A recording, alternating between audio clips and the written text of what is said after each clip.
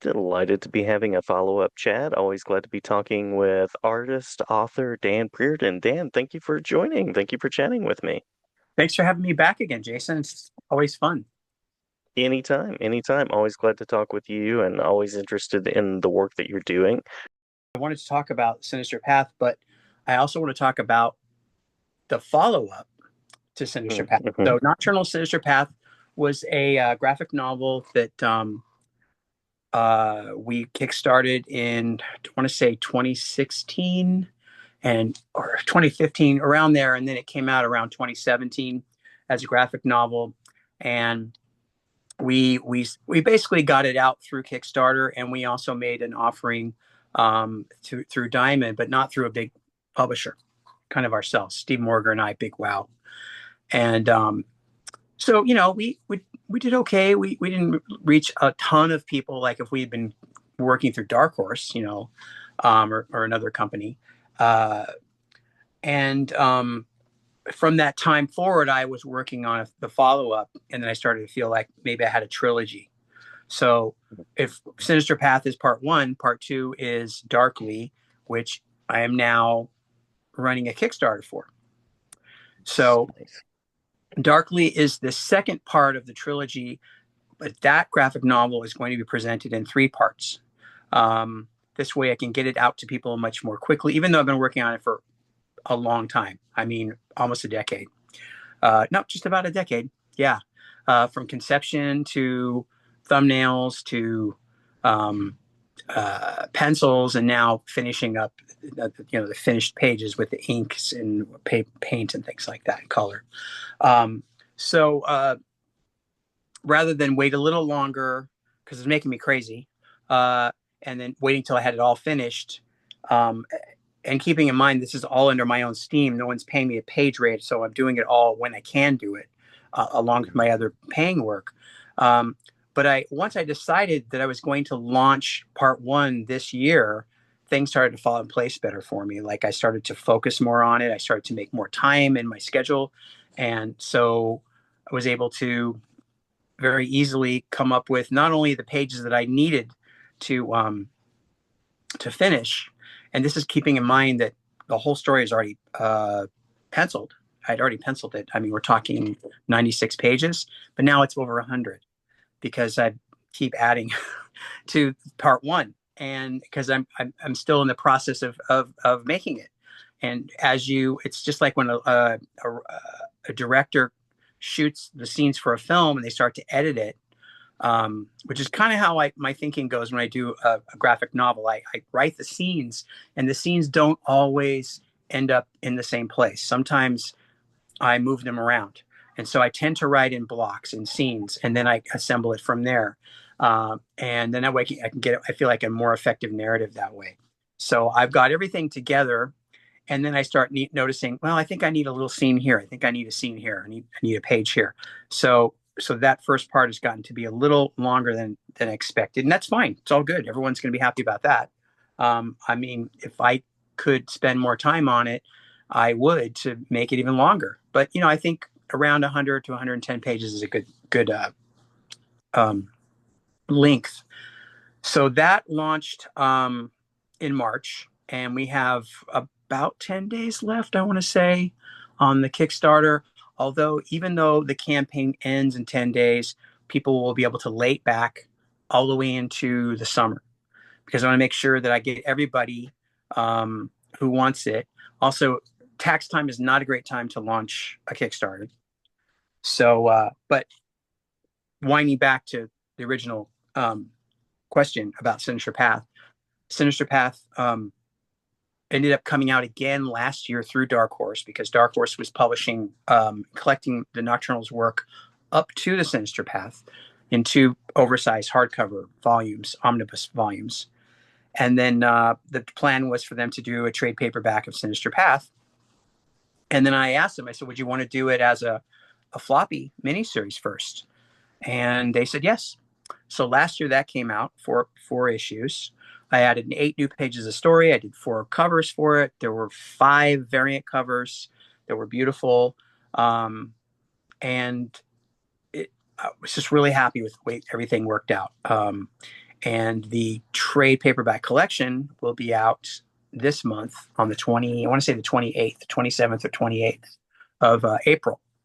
And so it's they kind of go hand in hand, because if you get the trade, or if you got the series, or if you were original Kickstarter backer, this is the follow up. The story takes place just days after Sinister Path leaves off. It picks up like just days later.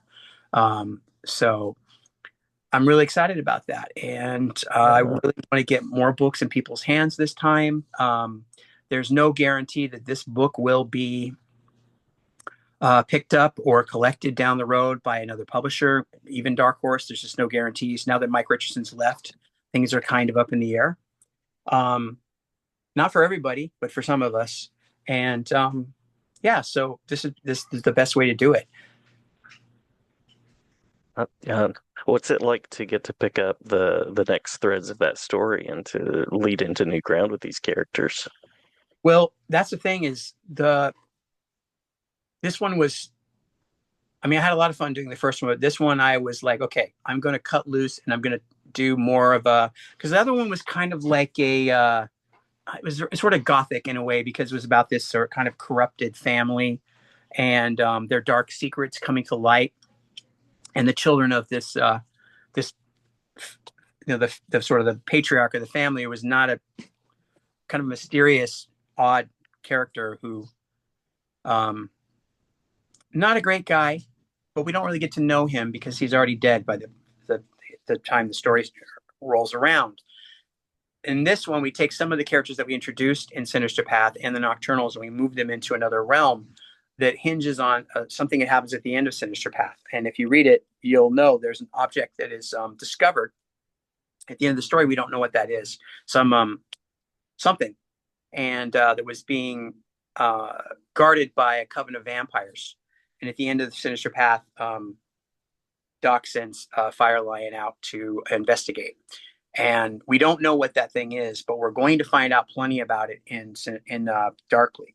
It's sort of a lot of all the action hinges on this item, this MacGuffin, and I'm really excited about where it goes and the places it goes, and the kind of wild ride that the characters go on, because there's so many new creatures and kind of an autumn realm that they're calling the Darkly, and the characters get caught up in this. So it was so much fun to draw. I'm it's And it all takes place on Halloween night, and which is obviously appropriate.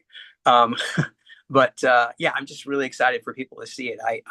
It part of one of the things that I realized was happening when I finished the Sinister Path is that the Eve Halloween Girl evening horror has become really the focus of the stories now, and she's kind of coming into her own, her powers, her abilities, who she is, what her role is within this family of nocturnal creatures.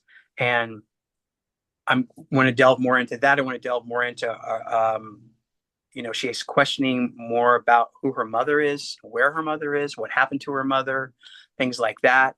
And so we're leading inexorably toward these things. And that's also really exciting. These are characters that, of course, you've nurtured, you've had them in your head for some time, and you've been drawing and designing them.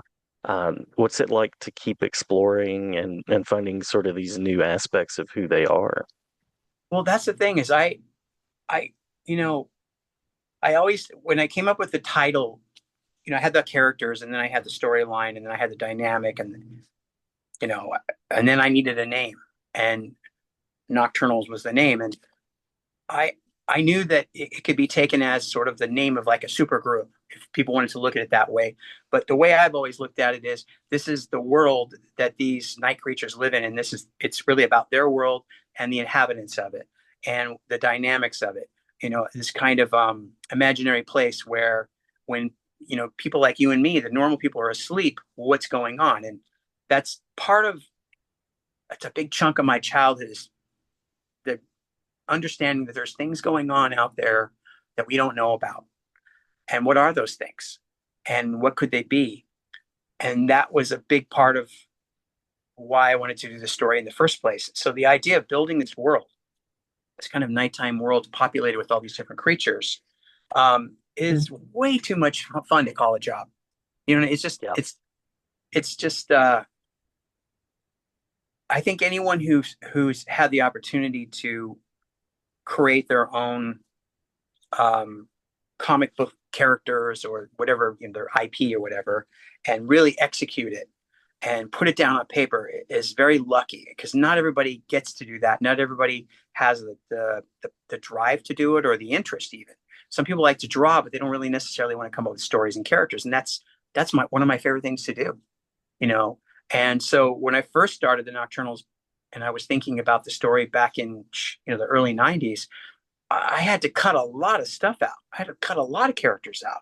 And I realized I had to kind of keep it, you know, otherwise it's all over the place. And I still try and do that. As many characters that show up in this story, as many things that go on that chase them through the night or that they pursue, I still have to kind of rein it in for the sake of the story. And, but believe me, there's still plenty of cool stuff happening for sure. Yeah, yeah. Um, I love that idea you were talking about in your childhood of thinking like there's more going on, sort of that cryptid sort of world beyond the world. What were some of the inspirations, some of the ingredients that you point back to in your childhood? Well, you know, I was always, you know, really big on children's book literature.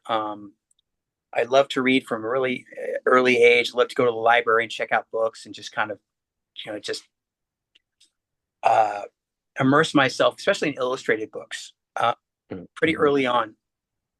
And then around the time I was 8 years old, I discovered comic books, and that was it. It was like, you know, I had everything: words, pictures, amazing monsters. You know, because I love to draw monsters. The first stuff I ever drew that I felt confident drawing were monsters, and so a lot of what I base what I'm doing on in Nocturnals is that love of monsters and creatures and imaginary realms that are just on the other side of ours, or just, you know, because when I was a kid, we used to go kind of running through the we lived I lived in the East Bay area, the East San Francisco Bay Area, and our neighborhood was kind of new, and it was backed up by just hills and farms and ranches and countryside.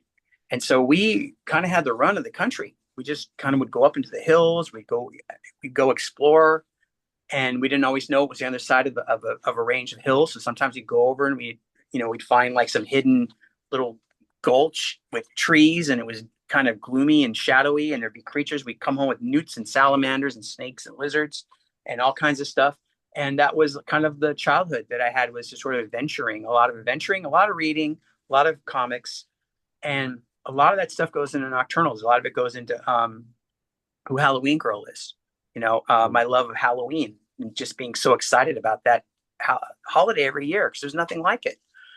And it was okay to be spooked. It was okay to be a little afraid, because also as a kid, I was particularly kind of afraid of the dark. I don't know, I guess an overactive imagination or something, and a lot of people have that when they were children, and even some of my own kids have had their bouts with it. And you kind of at a certain point have to make friends with it. You have to kind of learn how to live with it, and that's also what the Nocturnals are doing, is they're learning how to live with things that go bump in the night, and to not be afraid. And Halloween Girl's not afraid. She's normally very fearless and but also cheerful, and so it's a very positive character for me. Um, the confidence and the curiosity, things like that. So another thing that I would say, a darker thing that kind of inspired me, happened when I was younger. I was driving to a friend's house, and I was driving north up California, and it was in the middle of the night. It was like 2:30 in the morning, and I was driving to a friend's house because my friend needed help. And as I was driving along, I heard some snippet on the radio of people talking about witchcraft being practiced in these counties where there was like a lot of meth being used. I know it sounds really dark, but like, you know, there's areas of California, there's a lot of meth use. And I guess whoever was on this talk radio program that night was talking about that and also kind of linking it to witchcraft. And I thought that was kind of creepy. And at the same time, as I'm listening to this, I drive, I pass an underpass, I go under an underpass. I'm in the middle of nowhere, and there's a car on fire right on the side of the road. It's tipped over on its back, and it's just No. in flame. It's engulfed in flames. Okay, it hasn't just started. This thing is fully burning. And I went by so quickly because I was on the I-5. I was probably doing 80 miles an hour. It's 2 a.m. There's no one else on the road. And I drove by, and that gave me such a chill. And I went by so quickly that I had an impression that there were people there that were outside the vehicle. You know what I mean? Like Hmm. there was no one trapped. I hope no one was trapped inside because there was nothing you could do for them. And there were no emergency vehicles or anything that around. I didn't have there wasn't like a cell phone thing back then. I didn't have a cell phone. Um, I just, I was really just spooked. And I remember driving to the next town, and I was 40 miles away.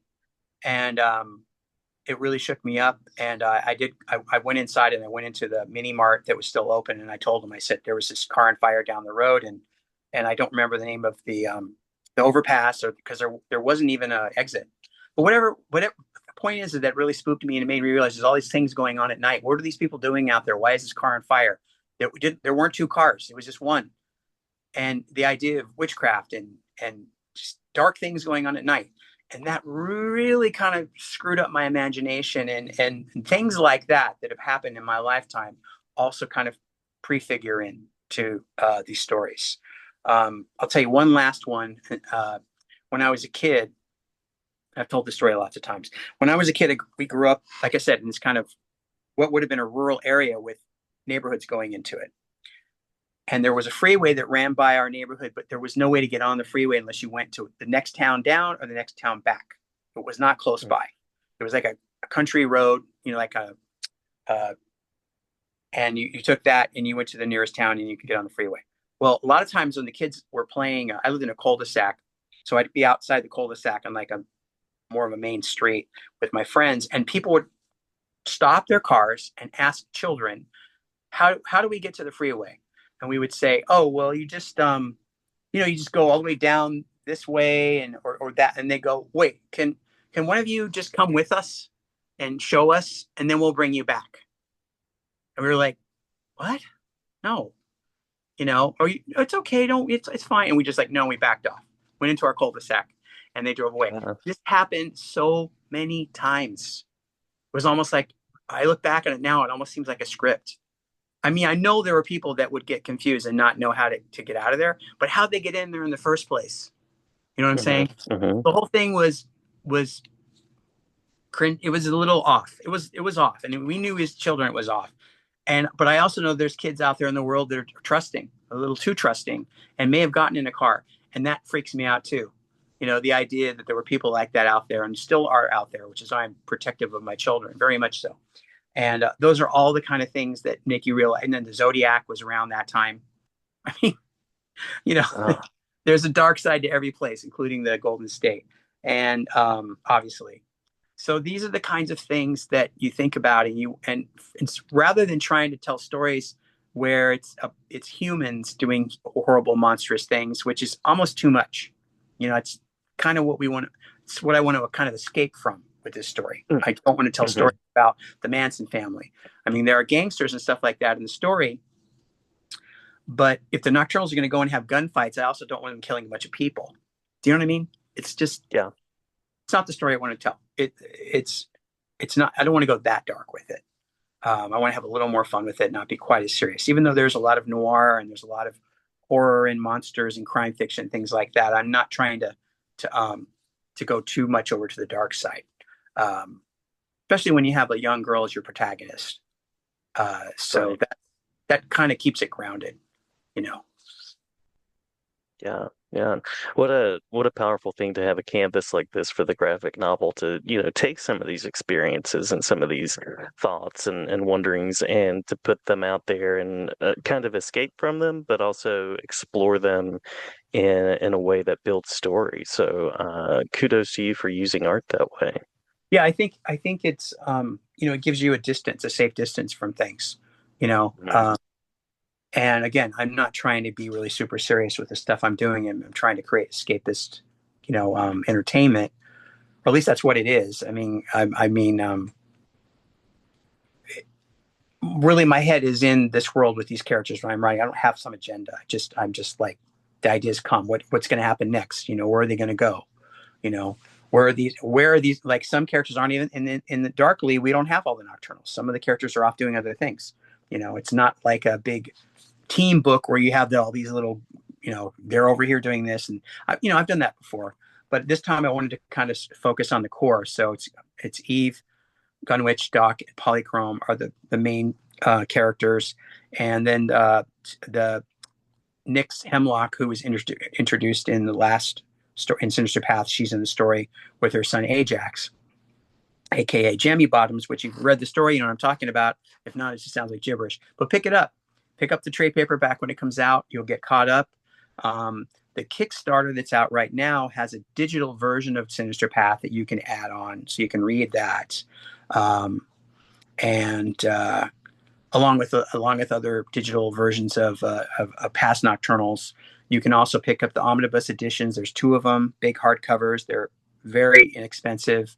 I think the first one is 320 pages and the second one is 420 pages for under $30.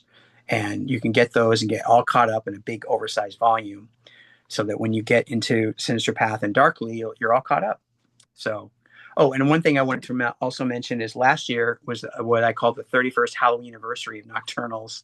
And I put out an art book called Nocturnals Halloween Noir, which is all about the Nocturnals and my work on them, and talking about the creation and the concepts, going over kind of some character by character, concept art, early stuff, new stuff, a lot of new stuff, and then process galleries showing the kind of stages of work that goes into doing a cover or an interior page. So there's a lot of great material in Halloween Noir, which you can get also through this Kickstarter. You can order the book or a PDF of it.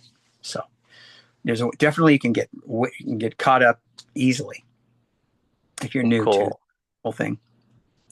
I love that you're expanding the cast, the universe, and I was going to ask, in Darkly, what was it that you most wanted to kind of spend time on? What was something important that you wanted to include beyond the Sinister Path? One thing that I wanted to do was delve more into what's going on with Eve, and where her head is at, and just kind of follow her. There's things she has to do at the beginning of the story. It's kind of where she has to put her big girl pants on and do something difficult that not even her father could do. And for us, it would be nothing, but for them, it would be a big deal. And she does that at the beginning of the story. She kind of goes out there and she steps outside of this nocturnal world in a way that her father never could not physically do, and that most of the characters couldn't do. And I don't want to spoil or anything like that, but it's a kind of a big deal. Absolutely. It's a big deal in the story, and it kicks off things, and it kind of shows you that this is a person who is not stuck in that kind of murky nighttime world in the same way that some of the other characters are, whether by their own choice or by the choices they've made. And she's maybe going to be a little more evolved than they are. Maybe she's going to go further. So I'm hopeful to see more of what she does and the chances that she takes, and the decisions she makes when a lot of responsibility is laid on her.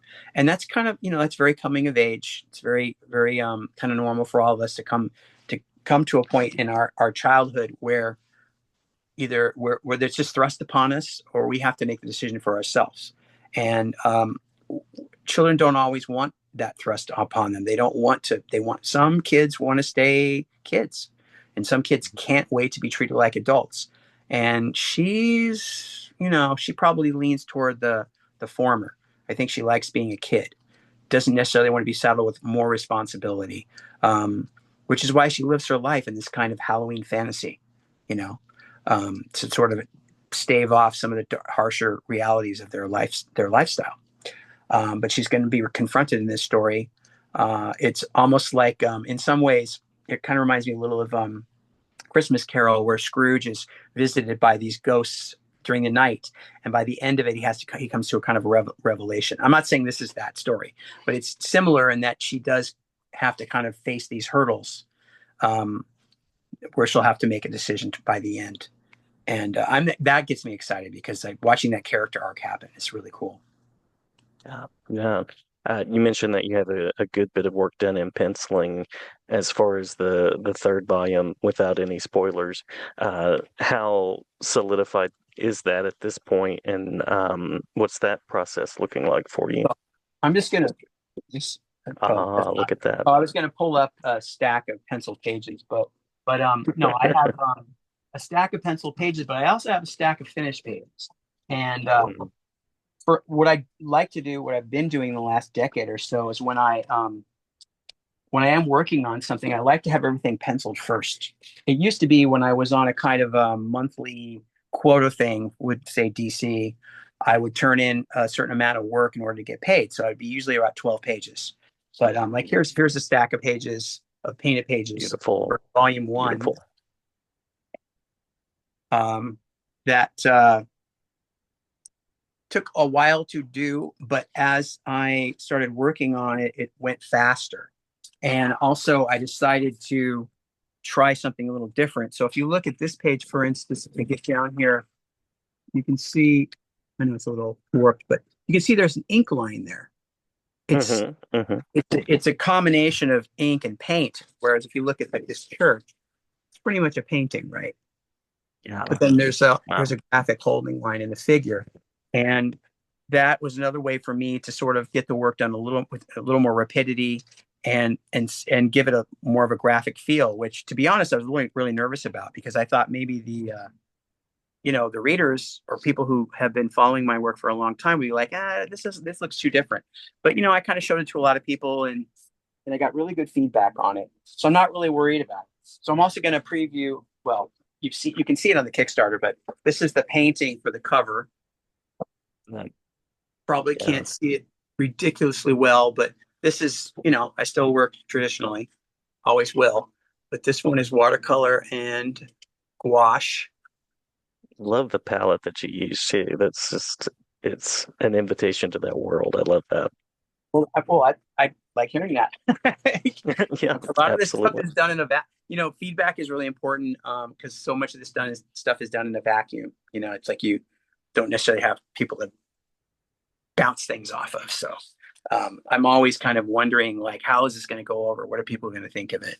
And in the meantime, I just really all you can do is kind of uh, do what feels good to you, and hope that other Hmm. people come Hmm. along. So Yeah, yeah. Love that you're staying true to the vision, and yeah, it's definitely you've got that aesthetic working there very nicely. thank you. Yeah. Yeah, I'm sorry. Didn't mean to interrupt. Oh no, you're fine. You're fine. I was going to ask, of course, we should talk about details of the campaign, things Uh-huh. like that, where people can go and find out more. But anything that we've missed that you want to make sure to include about the book or the process before we do that?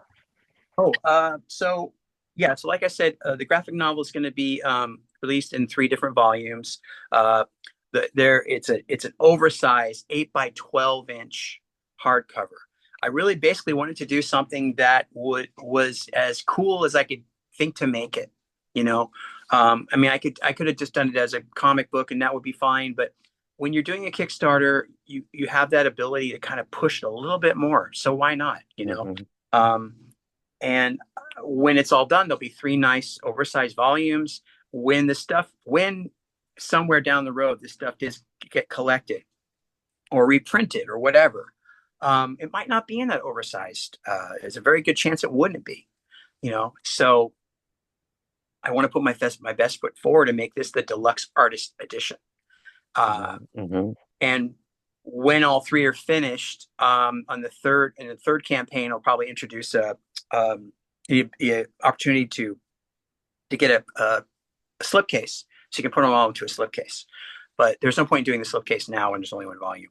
Um, Another thing that's new with this one, there's a new art portfolio. I usually do an art portfolio with all my campaigns. They're really fun to do. People like them.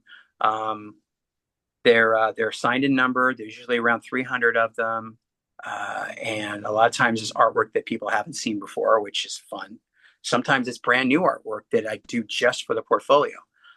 Um, and there's also a PDF art book called Nightwork, which is a kind of a process gallery collection of that stuff I just showed you, but in stages, you know, as I'm working on it and going from, pencil thumbnails maybe or to pencils to inks to color, and seeing how that kind of stuff evolves is really cool. A lot of people told me they really like seeing that. And it is kind of fun to see work in progress. I love seeing the thinking behind things and the planning as something comes along and other artists' work. So that's another thing we're offering as a PDF digital download book. And there's art rewards that include a 4x6 head sketch, a 6x8 bust, an 8x10 watercolor piece. These are all available. You can see samples and examples of them on the Kickstarter. Very easy to kind of choose what you want. If you want to add on other books I've done from my back catalog, PDF versions, that stuff is all there. And Kickstarter's making it more streamlined every time we do a project. So it works out good for everybody.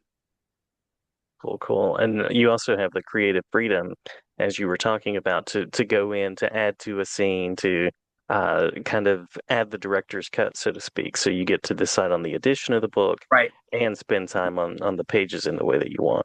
right. Because like I said, I don't exactly always know where it starts or where it ends or what scene. You shuffle the scenes sometimes to give them the story the best punch. You know, Hmm. uh, what makes the most sense. Sometimes it's very obvious from the very beginning. Sometimes you it doesn't hit you till later. You can be laying in bed, having finished something, and then you go, oh, whoa, wait. You jump out of bed, you go to the studio, and then you do what you need to do. I mean, since I launched this campaign last month, I think I've done 3 new pages. I decided that I Nice. wanted an kind of a double page spread opening, um, rather than just a splash page. So it's a double page splash. So when you open after you go through like the intro page, there'll be 2 pages that lead you into the story rather than just one. And I just did that one a week or so ago, and I think I have one more to do. So it's getting to be a substantial book. Oh, on top of that, there's also going to be a backup story. It's a raccoon, kind of a very noir, black and white, hyper realistic, but very noir story called Broken Rules. And it was written by Ken Sanzel, who's a screenwriter and television writer and producer. He wrote, among other things, he wrote The Replacement Killers um, and Kill Chain. He was also the head writer on the show Numbers. And he Oh, was a big nice. fan of Hmm. Nocturnal going way back when he originally he was a subway cop, and then he and his wife opened a gallery called Four Color Images in New York, and that's when I met Ken and his wife. And he was always a big fan of the Nocturnals, and he loves noir, he loves crime fiction just like I do, and film. And so he wrote a short story years ago, or a short comic book story, and my friend Jillian Yates, who's a very accomplished artist, very versatile artist whose style can change almost chameleon like depending on what it is he's doing, whether it's drawing Lego comics or doing, kaiju stuff or Creep Show, or because he worked on the Creep Show TV show, or Nocturnals. And so he during pandemic, he said, we were talking and I said, I got this story. And he goes, oh, let me take a look at it. And he said, I'd love to draw this. I said, really? Yeah. So he drew it, 14 pages, beautiful noir story. So that'll be in it, and it's been done for a long time. I was just waiting for the right place to put it, and this is the place to put it. And so I'm really excited about that, and I'm sure they're going to be happy that it's finally seeing light of day as well as it deserves to. And it's the style is it's set in my world, my characters, and all that kind of stuff. And again, Ken wrote the story, but it's all based. He has a really solid understanding of the Nocturnals, and also kind of lent his expertise to creating a story with the raccoon that's very credible and very noir. Um, and so it just looks great. So I'm really excited about that. And then I have backup stories lined up for volume 2 and 3 as well. So yeah, so there's other little surprises that'll be in the book that I don't want to go into now, but it's like when you're coming with all those characters and you have to pare it down. It's the same thing. Like, what can I put in the book that's cool? And then you have to like pare it down to the best stuff. And so it's there's a lot of work ahead in a very short amount of time, but it's going to get done. Thanks. No, so I love that hat tip to the collaborative community. And I love that opening up the space to invite other stories in and to get to collaborate with folks. And very cool how uh, across media you are with your creating, and even the creative process of thinking about like presenting scenes and kind of almost like creative reshoots of things that you've worked on. It's really compelling. Yeah, it's I mean, I don't see any reason why you can't look back on something. And if you have the opportunity to enhance it, correct it, improve on it, why not? Especially when these things are going into different iterations, when you're going and you're asking some people who may have seen the material before. And we reached so many people that hadn't. I mean, so many people. The amount of people that had seen this stuff before was very small compared to the new audience that we reach, which is really exciting. But to go in there and kind of rectify or enhance things and have the opportunity to do that is just it's so great, and there are some things I've done in the past where I wouldn't want to do that. I think they're fine the way they are. They don't need any help. But with the Nocturnals, I'm always thinking of little twists and turns in the road, little character things I could do, or something to kind of show character. It's really easy to kind of go scene, scene, scene, this scene, location. Like this happens, and then the cause and effect is there, but you fill in a lot of the blanks. I mean, that's even how comics are. You're filling in a lot of the blanks, even between panels, from panel to panel, from page to page. And we're used to reading comics that way, and I'm fine with that. But sometimes I think slowing it down, and really kind of dialing in on a scene or a character decision is important too. So Mhm. when I can do it, I like to do that. And one of the things that I was a little nervous about was, are there too many moments like that in the first book? Is there enough action? There's definitely enough action. Um, so there's a big set piece that happens toward the end of the story, which is just pure action and creepy and scary stuff with vampires and other things I'm not going to mention. But yeah, so it's I think people are going to be really happy with it, especially people who are returning Nocturnals fans. I should say readers, Absolutely. but readers. Yeah. Yeah. Well, I have no doubt that the continued story will be amazing, and always glad to talk with you. Always glad to have you back here, and may the creating continue, and may the conversation continue. Thank you, Jason.